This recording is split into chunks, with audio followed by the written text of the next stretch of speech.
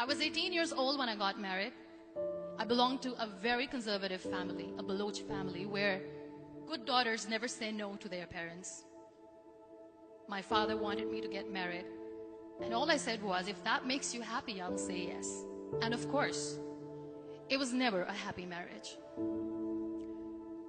Just about after 2 years of getting married, about 9 years ago, I met a car accident.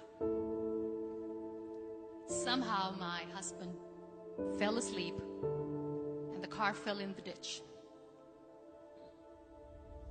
He managed to jump out, saved himself. I'm happy for him. But I stayed inside the car and I sustained a lot of injuries. The list is a bit long. Radius ulna of my right arm were fractured. The wrist was fractured. Shoulder bone and collarbone were fractured. My whole rib cage got fractured. But that injury that changed me and my life completely was the spine injury. Many people came to rescue. They gave me CPR. They dragged me out of the car. And while they were dragging me out, I got the complete transection of my spinal cord. Those 2.5 months in the hospital were dreadful. I was at the verge of despair. One day, doctor came to me and he said, well, I heard that you wanted to be an artist, but you ended up being a housewife. I have a bad news for you. You won't be able to paint again. Next day, doctor came to me and said, your spine injury is so bad, you won't be able to walk again. I took a deep breath and I said, it's all right. Next day, doctor came to me and said, because of your spine injury and the fixation that you have in your back, you won't be able to give birth to a child again. That day, I was devastated. I started to question my existence. Why am I even alive? So what kept me going was, one day I asked my brothers, I know I have a deformed hand, but I'm tired of looking at these white walls in the hospital and wearing these white scrubs. Bring me some colors, bring me some small canvas. I want to paint. So the very first painting I made was on my deathbed, where I painted for the very first time.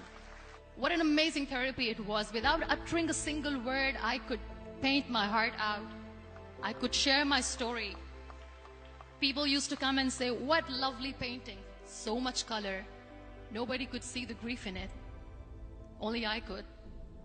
And that day I decided that I'm going to live life for myself. I am not going to be that perfect person for someone. I am just going to take this moment and I will make it perfect for myself. That I'm going to fight my fears. So I wrote down one by one all those fears.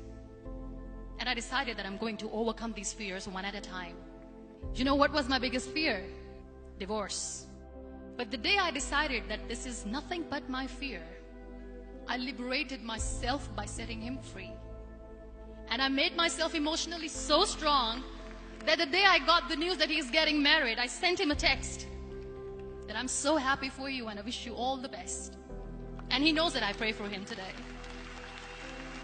Number 2 was, I won't be able to be a mother again. And that was quite devastating for me. But then I realized there are so many children in the world, all they want is acceptance. So there is no point of crying, just go and adopt one. And that's what I did.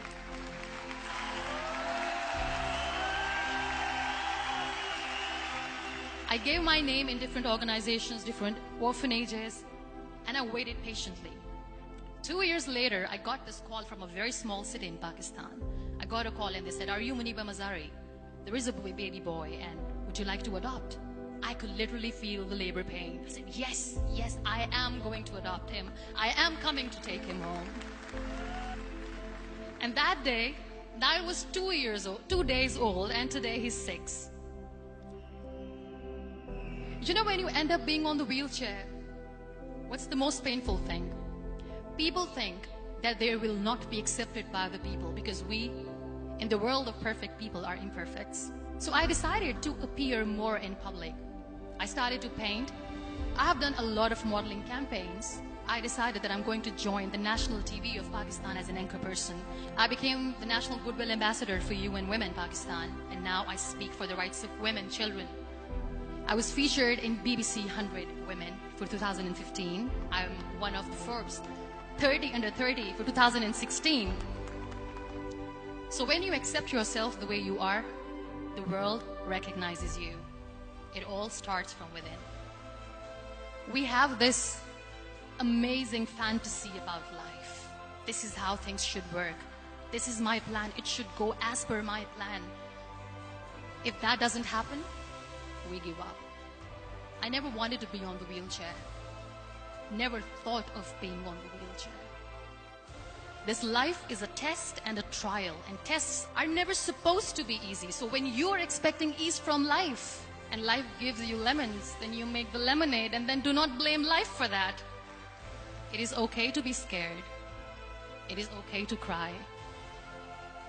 Everything is okay, but giving up should not be an option. They always say that failure is not an option. Failure should be an option, because when you fail, you get up, and then you fail, and then you get up, and that keeps you going. Embrace each and every breath that you are taking. Celebrate your life. Live it. Don't die before your death. Real happiness lies in gratitude. So be grateful, be alive, and live every moment.